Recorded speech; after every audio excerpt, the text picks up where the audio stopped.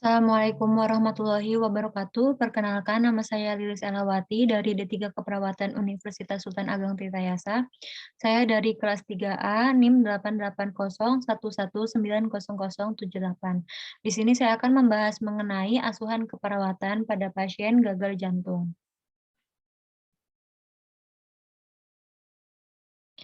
Definisi gagal jantung. Gagal jantung sering disebut juga gagal jantung kongestif, yaitu adalah ketidakmampuan jantung untuk memompa darah yang adekuat untuk memenuhi kebutuhan jaringan akan oksigen dan nutrisi. Istilah gagal jantung kongestif paling sering digunakan kalau terjadi gagal jantung sisi kiri dan sisi kanan.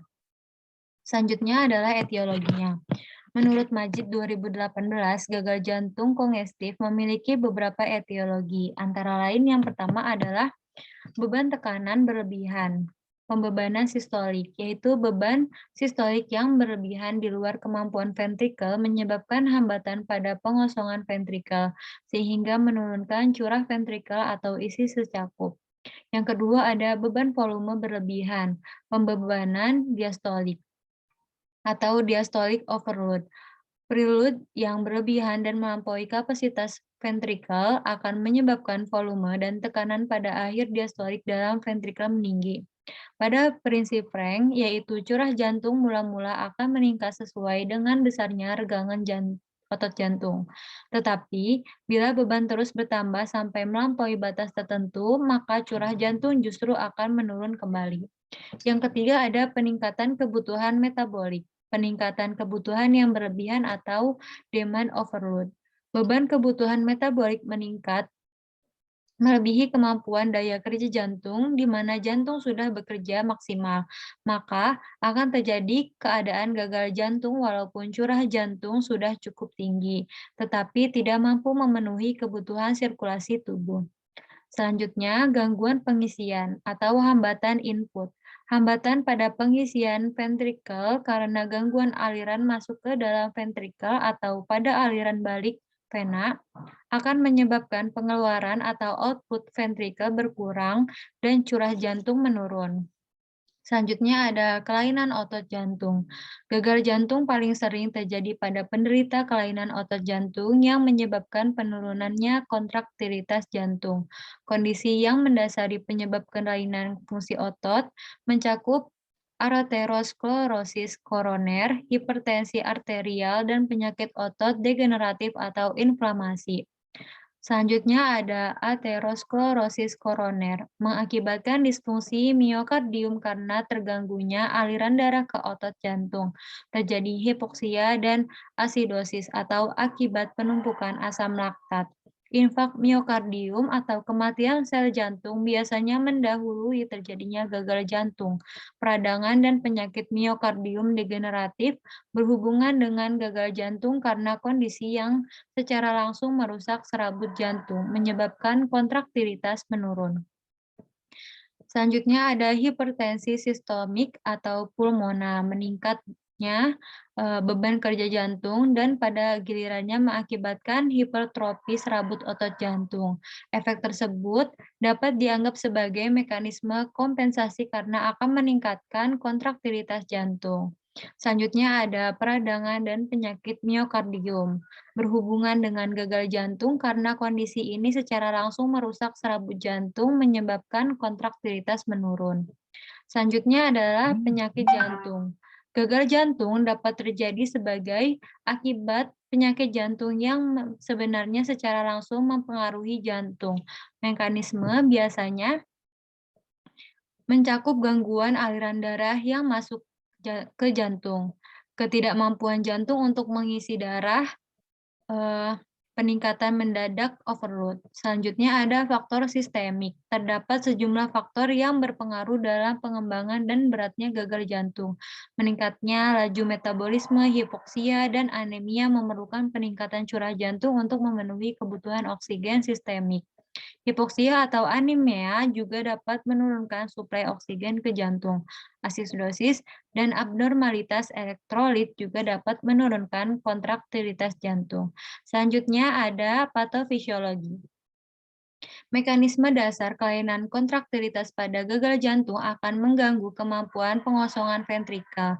Kontraktilitas ventrikel kiri yang menurun mengurangi dan meningkatkan volume ventrikel. Dengan meningkatnya volume akibat diastolik ventrikel, maka terjadi pula peningkatan tekanan akhir diastolik kiri. Meningkatnya LEDV akan mengakibatkan pula peningkatan tekanan atrium. Karena atrium dan ventrikel berhubungan langsung ke dalam ayaman vaskuler paru-paru, meningkatkan tekanan kapiler dan vena paru-paru. Jika tekanan hidrostatik dari anyaman kapiler paru-paru melebihi tekanan osmotik vaskuler, maka akan terjadi transudasi cairan melebihi kecepatan drainase limfatik. Maka akan terjadi edema interstitial. Peningkatan tekanan lebih lanjut dapat mengakibatkan cairan merembes ke alveoli dan terjadi edema paru. Respon kompensatorik. Meningkatnya aktivitas adrenergik simpatik, yaitu penurunan cardiac output akan meningkatnya aktivitas adrenergik jantung dan medula adrenal. Denyut jantung dan kekuatan kontraktil akan meningkat. Untuk memenuhi cardiac output atau CO juga terjadi vasokonstriksi arteri perifer untuk menstabilkan tekanan arteri dan retribusi volume darah dengan mengurangi aliran darah ke organ yang rendah metabolismenya, seperti kulit dan ginjal, agar perfusi ke jantung dan ke otak dapat dipertahankan. Mekanisme meningkatnya beban awal akibat aktivitas sistem renin, angiotensin, aldosteron atau RAA. Akibat RAA menyebabkan retensi Na dan air oleh ginjal, meningkatkan volume ventrikel. Ketegangan tersebut. Peningkatan beban awal ini akan menambah kontraktilitas miokardium. Atrofi ventrikel. Respon kompensatorik terakhir pada gagal jantung adalah hidroterapi miokardium akan bertambah tebalnya dinding. Efek negatif dari respon kompensatorik. Pada awalnya respon kompensatorik menguntungkan, namun pada akhirnya dapat menimbulkan beberapa gejala, meningkatkan laju jantung yang dimaksudkan untuk meningkatkan kekuatan kontraktilitas dini mengakibatkan bendungan paru-paru. Selanjutnya adalah penata laksanaan. Dasar penata laksanaan pasien dengan CHF adalah yang pertama, dukungan istirahat untuk mengurangi beban kerja jantung. Yang kedua, meningkatkan kekuatan dan efisiensi kontraksi jantung dan bahan-bahan farmakologis, menghilangkan penimbunan cairan tubuh berlebihan dengan terapi diuretik, diet, dan istirahat. Penata laksanaan gagal jantung bisa dilakukan dengan dua cara. Yang pertama, terapi non-farmakologi dan terapi farmakologi. Terapi farmakologi dapat diberikan antara lain golongan diuretik, yaitu tujuannya pemberian diuretik adalah untuk mencapai status euvolemia dengan dosis rendah, yaitu harus diatur sesuai kebutuhan pasien untuk menghindari dehidrasi atau retensi.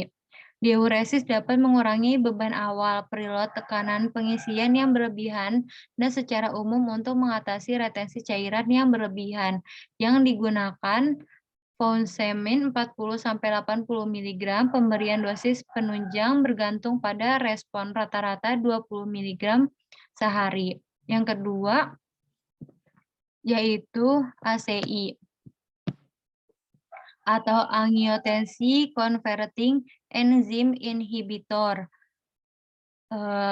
Kecuali kontradiksi ACI harus diberikan pada semua pasien gagal jantung simptomatik dan fraksi ejeksi ventrikel kiri kurang dari 40%.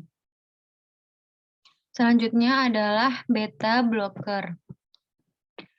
Selanjutnya ARB atau angiotensin reseptor blockade, kecuali kontraindikasi terhadap ARB. Direkomendasikan pada pasien gagal jantung dengan fraksi ejeksi ventrikel kiri kurang dari 40% yang tetap simptomatik walaupun sudah diberikan ACI dan penyekat dosis optimal.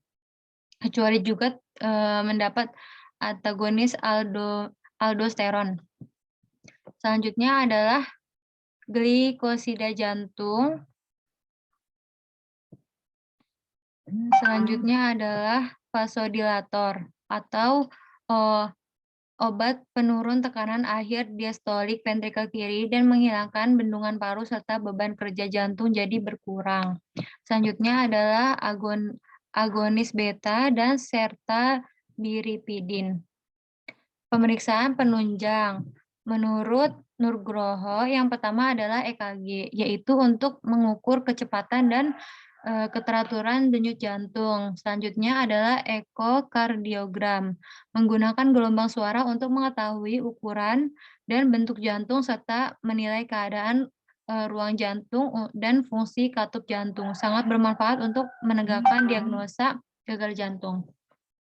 Selanjutnya adalah foto ronsen dada untuk mengetahui adanya pembesaran jantung, penimbunan cairan di paru-paru, atau penyakit paru lainnya.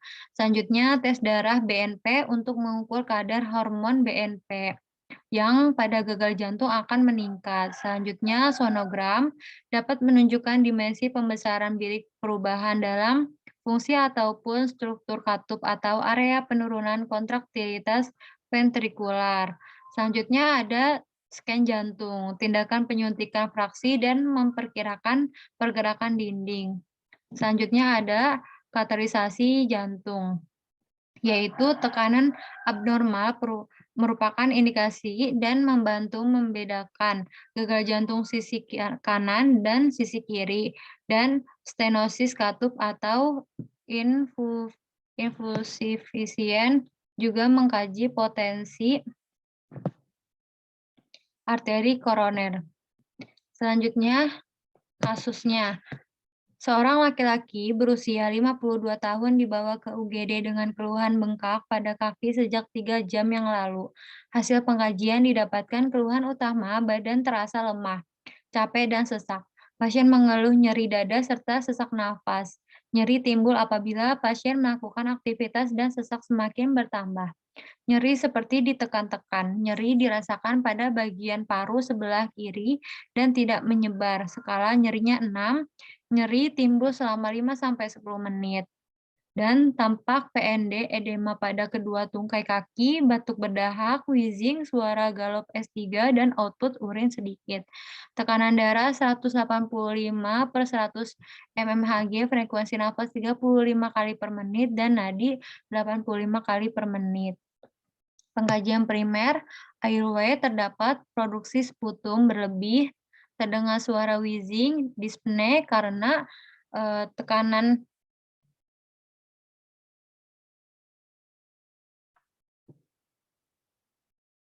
karena frekuensi nafasnya 35, jadi pasiennya sesak nafas.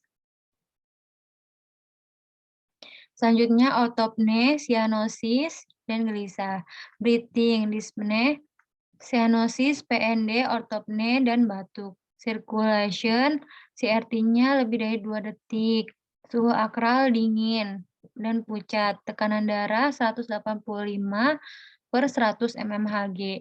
Disability, kesadaran penuh, GCS 15, refleks pupil isokor, kekuatan tonus otot pasien baik. Exposure, mengeluh nyeri di bagian dada, nampak meringis dan gelisah, tekanan darah meningkat, tekanan darah 185/100 mmHg. Diagnosa keperawatan yang diambil ada 5. Yang pertama, penurunan curah jantung, besihan jalan nafas tidak efektif, perfusi perifer tidak efektif, pola nafas tidak efektif, dan nyeri akut. Yang diambil 2 prioritas. Yang pertama ada penurunan curah jantung.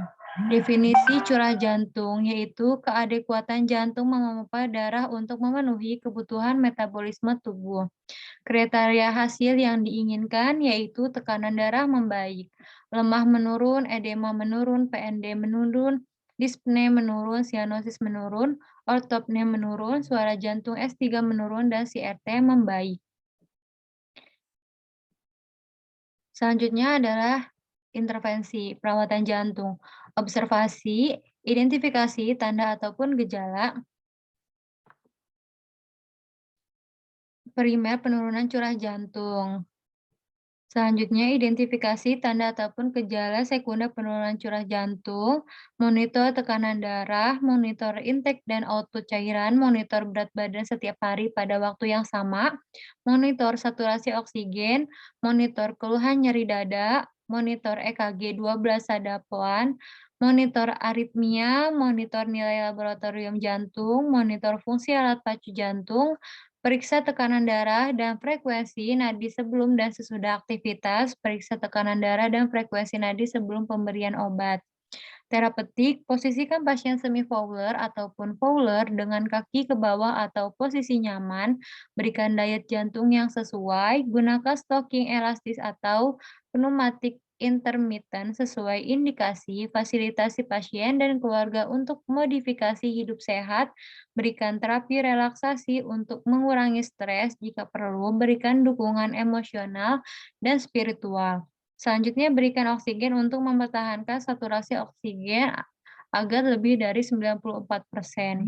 Edukasi, ajarkan untuk beraktivitas fisik sesuai toleransi. Anjurkan beraktivitas fisik secara bertahap, anjurkan berhenti untuk merokok, ajarkan pasien dan keluarga mengukur berat badan harian, ajarkan pula pasien dan keluarga mengukur intake dan output cairan harian, dan kolaborasi pemberian aritmia. Selanjutnya, diagnosa yang kedua, bersihan jalan nafas tidak efektif. Bersihan jalan nafas definisi yaitu kemampuan membersihkan sekret atau obstruksi jalan nafas untuk mempertahankan jalan nafas tetap paten. Kriteria hasil yang diinginkan yaitu produksi sputum menurun, wheezing menurun, dyspnea menurun, sianosis menurun, gelisah menurun, dan frekuensi nafas membaik. Intervensi yang dilakukan yaitu pemantauan respirasi. Yang pertama, observasi, monitor frekuensi, irama kedalaman, dan upaya nafas. Monitor pola nafas, monitor kemampuan batuk efektif, monitor adanya produksi sputum, monitor adanya sumbatan jalan nafas, palpasi, kesimetrisan ekspansi paru, auskultasi bunyi nafas, monitor saturasi oksigen, monitor nilai AGD, monitor hasil X-ray toraks. Terapeutik, atur interval waktu pemantauan respirasi sesuai kondisi pasien, dan dokumentasikan hasil pemantauan. Edukasi, jelaskan tujuan dan prosedur pemantauan, dan informasikan hasil pemantauan jika perlu. Baik, eh, kurang lebihnya mohon maaf. Wabillahi taufiq wal hidayah. Wassalamualaikum warahmatullahi wabarakatuh.